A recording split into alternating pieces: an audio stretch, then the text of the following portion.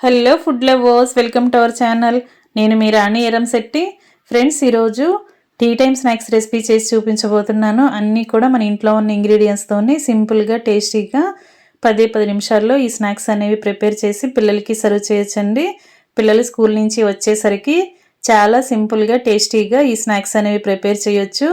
పిల్లలకే కాదండి, పెద్దవారు టీ టైంలో కూడా స్నాక్స్ అనేవి తింటూ ఉంటాం కదా, అలాంటి వారికి కూడా ఈ రెసిపీ అనేది చాలా బాగా యూజ్ అవుతుంది. చక్కగా కుక్ చేసుకుని పిల్లలు పెద్దవాళ్ళు అందరూ కూడా ఎంజాయ్ చేస్తూ తినే రెసిపీ అండి. ఆ ప్రాసెస్ అంతా చూద్దాం. వీడియోని ఫస్ట్ నుంచి లాస్ట్ వరకు చూడండి.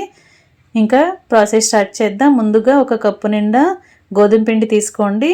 అలాగే అదే కప్పులో అదే క్వాంటిటీలో కాకుండా ఒక అరకప్పు వరకు సుజీ రవ్వ తీసుకోండి. మనం ఏ కప్పుతో గోధుమ పిండి కొలుచుకున్నామో అదే కప్పుతో అరకప్పు వరకు సుజీ రవ్వ తీసుకోండి. బొంబాయి రవ్వ అంటాం, ఉప్మా రవ్వ అంటాం కదా, ఆ రవ్వను తీసుకుని ఇలా మిక్సీ జార్లో వేసుకుని మెత్తగా గ్రైండ్ చేయండి. రవ్వ అంతా కూడా పలుకులుగా లేకుండా పౌడర్ లాగా అయ్యేంత వరకు గ్రైండ్ చేసుకుని అవి రెండు కూడా మిక్సింగ్ బౌల్లోకి వేసుకోండి. ఇలా గోధుమ పిండి వేసేసుకున్నాం, సూజీ రవ్వ కూడా పౌడర్ చేసుకుని వేసుకున్నాం కదా. ఇప్పుడు టేస్ట్కి సరిపడా సాల్ట్ వేసుకోండి. ఒక అర టేబుల్ స్పూన్ కారం వేసుకోండి. పావు టీ స్పూన్ వాము వేసుకోండి. అలాగే చిటికెడు పసుపు, ఒక టేబుల్ స్పూన్ తెల్ల నువ్వులు వేసుకోండి. తెల్ల నువ్వులు అనేవి ఇంకొంచెం ఎక్కువగానే యాడ్ చేసుకోండి, స్నాక్స్కి టేస్ట్ అనేది బాగుంటుంది. అలాగే ఒక పావు టీ స్పూన్ ఇంగువ కూడా వేసుకోండి. ఇంగువ ఫ్లేవర్ కూడా ఈ స్నాక్స్కి చాలా చాలా బాగుంటుంది.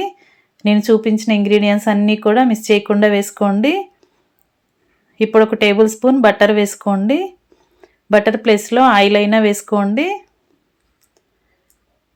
మనం వేసిన ఇంగ్రీడియంట్స్ అన్నీ కూడా గోధుమ పిండికి, బొంబాయి రవ్వ పిండికి బాగా పట్టించండి. చేత్తోనే పిండిని ప్రెస్ చేస్తున్నట్లుగా కలిపినట్లయితే మనం వేసిన బటర్ అంతా కూడా పిండికి బాగా కలుస్తుంది. అలాగే కొంచెం కొంచెంగా వాటర్ని చూసుకుంటూ పోసుకుని చపాతీ ముద్దలాగా రెడీ చేయండి.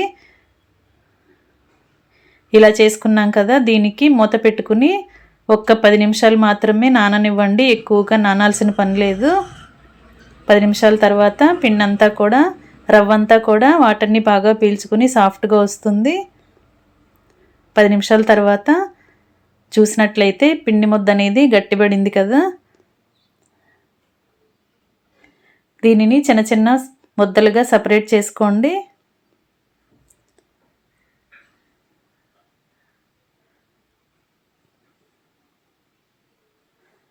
పూరీపీటకి కొంచెం పొడిపిండిని అప్లై చేసుకుని నేను చూపించిన విధంగా చపాతీ ముద్దను ఇలా రోల్ చేసుకున్నట్లయితే మనం పిండి ముద్దల్ని సపరేట్ చేసుకోవడానికి ప్రాసెస్ అనేది ఈజీ అవుతుందండి. ఈ విధంగా చాకుతో కట్ చేసుకుని కావాల్సిన సైజులో చిన్న చిన్న ముక్కలుగా కట్ చేసుకుని వాటిని ఇలా బాల్ లాగా చేసుకోండి. ఇలా పిండి ముద్దల్లాగా ఉండలాగా చేసుకుని ఒక గిన్నెలోకి పెట్టుకోండి. ఇలా అన్నీ కూడా ఒకేసారి పిండి ముద్దల్లాగా రెడీ చేసుకుని మనకు కావాల్సిన సైజులో బాల్ లాగా చేసుకుని ఒక ప్లేట్లో పెట్టుకోండి. ఇప్పుడు ఒక పిండి ముద్దని తీసుకుని ఇలా చపాతీ పీటకి పొడిపిండిని అప్లై చేసుకుని దానిని చపాతీలాగా రోల్ చేయండి. వీలైనంత పల్చగా చపాతీని ఒత్తుకోండి. ఇప్పుడు ఒక గ్లాస్ కానీ బౌల్ కానీ తీసుకోండి. అంచు రౌండ్గా ఉన్న ఏదైనా ఒక గ్లాస్ తీసుకుని ఇలా నేను చూపించే విధంగా బోర్లించి చపాతీని ఇలా చిన్న చిన్న చపాతీలాగా కట్ చేసుకోండి. ఈ విధంగా కట్ చేసుకున్నాం కదా. ఇప్పుడు కట్ చేసిన తర్వాత మిగిలిన పిండి అంతా కూడా చపాతీలాగా చేసుకుని తర్వాత దానిని కూడా యూజ్ చేసుకోవచ్చండి. ఇప్పుడు మనం ఒక్కొక్క చపాతీకి ఇలా నేను చూపించే విధంగా ఆయిల్ని అప్లై చేయండి. దానిపైన ఇలా పొడిపిండిని కూడా అప్లై చేయండి. కొంచెం కొంచెంగా పొడిపిండిని కూడా చల్లుకుని నేను చూపించే విధంగా ఒక్కొక్క చపాతీని ఇలా మధ్యలోకి మడత పెట్టండి. ఇలా ఫోల్డ్ చేసుకున్నాం కదా. ఇప్పుడు అంచులని కూడా ఒక అంచుని రెండొక అంచుకి మడత పెట్టండి. ఈ విధంగా మనం చేసి పెట్టుకున్న చపాతీలన్నీ కూడా ఇదే విధంగా కావలసిన సైజులో ఒక బౌల్తో కానీ గ్లాస్తో కానీ కట్ చేసుకుని దానిపైన ఒక్కొక్క చపాతీ మీద కూడా ఆయిల్ని కానీ నెయ్యి కానీ అప్లై చేసుకుని పొడిపిండిని కూడా డస్ట్ చేసుకున్న తర్వాత ఇలా మధ్యలోకి ఫోల్డ్ చేసుకుని ఒక ప్లేట్లోకి పెట్టుకోండి. ప్రాసెస్ అంతా సేమ్ ఇదేలాగా అన్ని చపాతీలకి చేసుకోండి. ఇలా అంచులు మడత పెట్టిన తర్వాత మనం వేళ్లతో కొంచెం లైట్గా ప్రెస్ చేయాలండి. లేదంటే ఆయిల్లో వేసిన వెంటనే అవి అంటుకోకుండా పూరీలాగా మరలా ఓపెన్ అయిపోతాయి. నేను చూపించిన విధంగా ఈ ప్రాసెస్లో చేయాలి అంటే మీరు అంచులు మడత పెట్టిన తర్వాత వేళ్లతో కొంచెం ప్రెస్ చేసినట్లయితే ఆ మడతలు అనేవి ఆయిల్లో వేసినప్పుడు ఓపెన్ అవ్వకుండా చక్కగా డీప్ ఫ్రై చేసుకోవచ్చు.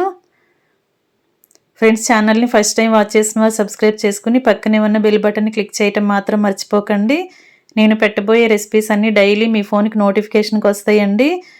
ఏ పూట రెసిపీ ఆ పూట ఓపెన్ చేసి చూడండి. వాటిలో మీకు నచ్చిన రెసిపీస్ని కుక్ చేసి పిల్లలకి సర్వ్ చేయండి. సింపుల్ ప్రాసెస్తో టేస్టీ రెసిపీస్ని చూపిస్తాను. అన్నీ కూడా మన ఇంట్లో ఉన్న ఇంగ్రీడియంట్స్తోనే తక్కువ టైంలో కుక్ చేసుకోవచ్చండి. ఆ ప్రాసెస్ అంతా చూపిస్తాను. మీ అందరికీ కూడా ఆ రెసిపీస్ అనేవి చాలా బాగా నచ్చుతాయి. నోటిఫికేషన్ వచ్చిన వెంటనే ఓపెన్ చేసి రెసిపీస్ని చూడండి. ఇదే విధంగా మిగిలిన చపాతీలను కూడా కట్ చేసుకుని మడత పెట్టుకుని రెడీగా పెట్టుకున్నాం కదా. స్టవ్ ఆన్ చేసి కళాయి పెట్టుకుని డీప్ ఫ్రైకి సరిపడా ఆయిల్ పోసుకుని ఆయిల్ బాగా కాగిన తర్వాత ఫ్లేమ్ మీడియంలోకి పెట్టుకోండి.